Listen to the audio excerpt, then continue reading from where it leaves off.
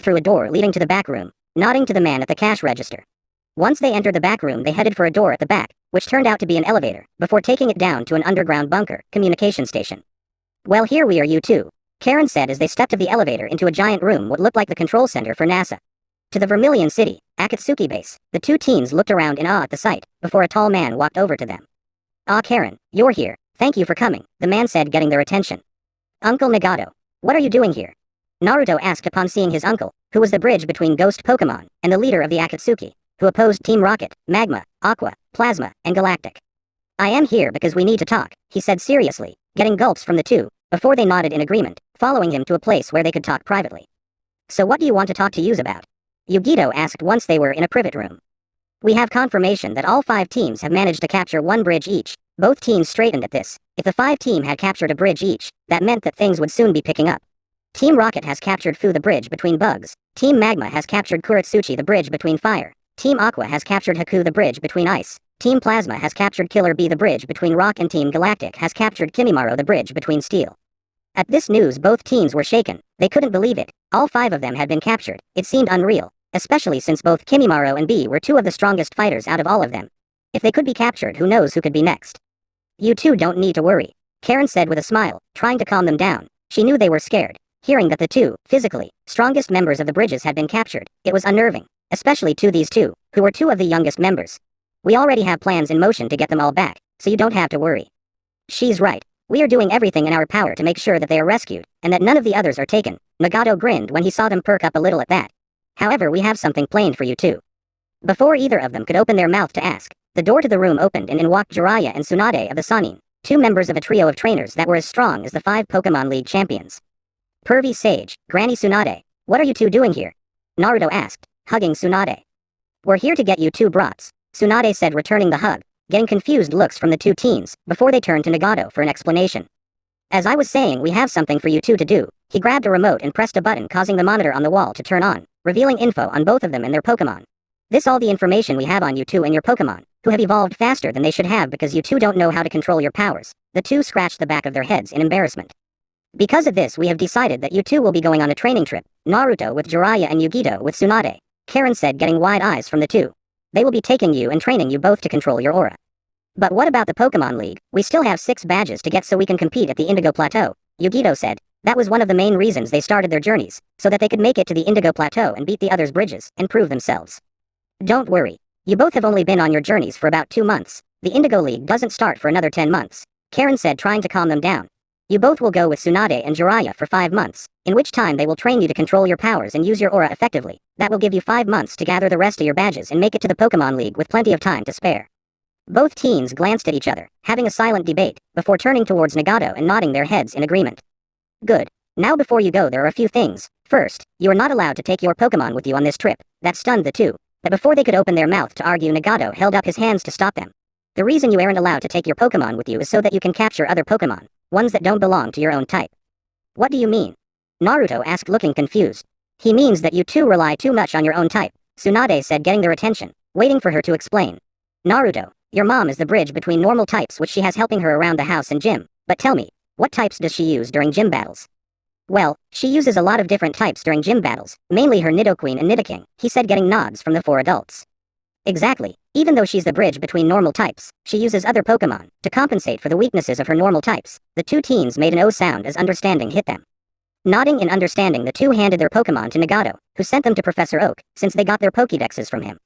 "Good. Now that that's done, you 4 leave tomorrow. We will see you in 5 months, and hopefully we will have rescued the others in that time." Nodding their heads, the 2 teens headed back to the Pokemon Center where they would stay for the night. The next day, Naruto and Yugito were preparing to leave with the 2 Sannin when they saw Nagato and Karen walking up to them. "Hold on, you two. Before you go, we have something else for you too," Karen said as they arrived at the group. "Here, these are for you. I hope you can find a use for them." She handed them each a box which contained 2 of each of the evolutionary stones, including a sun and moon shard, which they put in their bags. "And I have these for you," Nagato said, pulling out 2 black eggs with lightning wrapping around them. "I got this from Claire, who was transporting the other dragon eggs to Blackthorn." He handed Naruto one of the eggs. "And I got this one from the Electric Forest for you." He handed one of the eggs to Yugito. "Take care of those eggs. I have a feeling you may need the Pokemon inside of them someday soon." "Thanks, Karen." "Nagato, don't worry, we won't let you down," the 2 said in unison before going over to the Sannin. both of whom called out 2 flying Pokemon each for each of them, before they took off into towards the mountains. Time skip. 5 months. Are you ready to show the world what we can do? Naruto asked Yugito as the two headed towards the Vermilion City Gym in order to get their 3rd gym badge. Of course I am. I just hope Dad can give me a challenge, Yugito smirked. It had been a grueling 5 months, and both Naruto and Yugito had taken the Sanin's expectations and shattered them. Within the 5 months, the two Sanin had taught the two everything they knew about aura, including how to use aura to walk on walls and water. The two had mastered everything the Sanin had to teach them within the first 2 months, leaving the last 3 months for them to train and catch new Pokemon. As they walked, people turned to stare at them. The women had hearts in their eyes at the sight of Naruto, while the men drooled at the sight of Yugito, seeing as both had changed their outfits.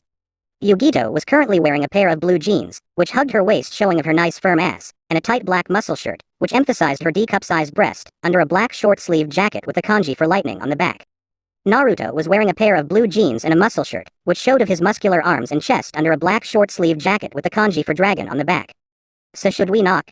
Naruto asked once they reached the gym, a small crowd of people following them. Nodding her head, the two kicked in the door, getting stunned looks from the crowd. Dad, I am home, Yugito called into the gym, a smirk on her face as the gym leader and her dad, Lieutenant Surge, stomped up to them with an angry twitch. What the hell is wrong with you two?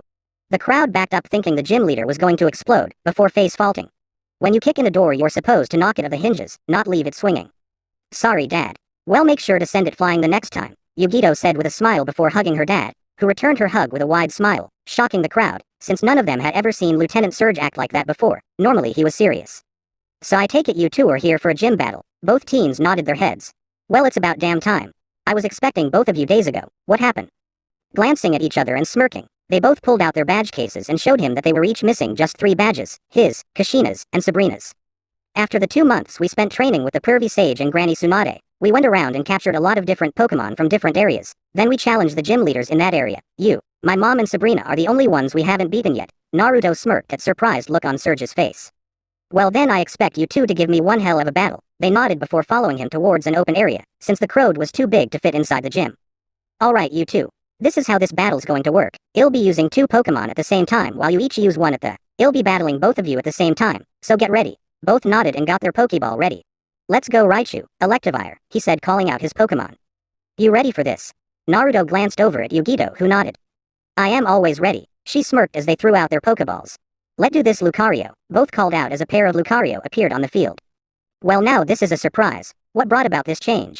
Surge asked looking at his daughter. We thought about what Tsunade told Yus before we started training, about how we needed other types to compensate for our weaknesses, she smirked. So while we captured Pokemon we're close to, we also capture a lot of other types as well, Naruto finished, getting a nod from the gym leader.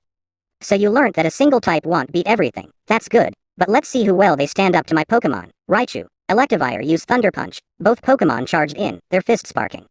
Lucario, used Counter, the 2 Aura Pokemon took the blows before delivering their own, knocking both electric Pokemon back a few feet. Now Aura Sphere, Shadow Ball, the 2 Lucario fired of the attack, which merged together before exploding in between the 2 electric Pokemon. No, Raichu, Electivire, used Thunderbolt, the 2 fired of a bolt of thunder which hit the 2, though once the attack died down it revealed both Lucario had little damage. But how? Those were direct hits. We caught these 2 when they were Riolu, 3 days after we started training, Naruto grinned at the shocked face of Yugito's dad. We spared with them every day. You really don't think they wouldn't learn to resist lighting a little, do you? Yugito asked holding up her hand, which sparked a little to prove her point. Now let's end this. Lucario used Dark Pulse, Dragon Pulse, the 2 fired of the attacks, which again merged, before exploding in between the 2 electric Pokemon, knocking them both out. The crowd was silent for a few seconds before they erupted into cheers at the sight of the assumed battle. Ha ha ha ha. The crowd fell silent as Surge began to laugh at his loss, before he walked over to the 2, recalling his Pokemon. That's my girl, kicking ass and taking names, you 2 deserve these. He held out a pair of Thunder Badges for them. Alright, we got a Thunder Badge, the 2 said bumping fists, with a grin on their faces. Are you sure you 2 don't want to stay the night? Surge asked a few hours later outside the Pokemon Center, having just gotten their Pokemon healed. Sorry Dad, but we have to get the last 2 badges, Yugito smiled, getting an understanding nod from the man. Alright, then take care, he hugged Yugito before turning to Naruto. Gaki, you better take care of her, you hear me, because if you hurt her, I don't care if you are a bridge, I'll shove my foot so far up your ass you'll be tasting my boot, got it? Naruto gulped and nodded his head, getting a chuckle from Yugito. They both knew nothing would separate them. Even though they fought a lot they had already marked each other as mates so nothing would be able to separate them, though it was his job to threaten his daughter's lover. Alright, let's go. The 2 yelled out tossing a pair of Pokeballs into the air. Zekrom, a pair of giant black dragon Pokemon appeared, shocking everybody who saw them. We're headed to Saffron City, so let's go. The two dragons nodded before flying out, headed towards their second to last gym battle and answers to the question, what happened to the others? Thanks for watching.